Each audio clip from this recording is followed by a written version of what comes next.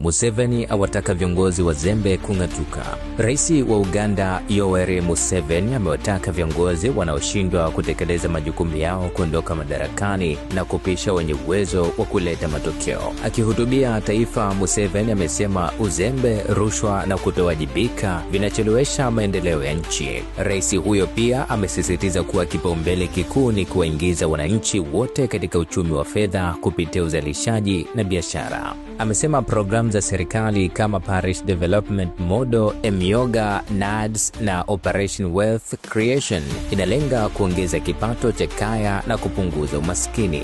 Rais huyo amewataka viongozi kuacha visingizio na kuhakikisha wananchi wanapata matokeo halisi kutoka kwenye mipango ya maendeleo.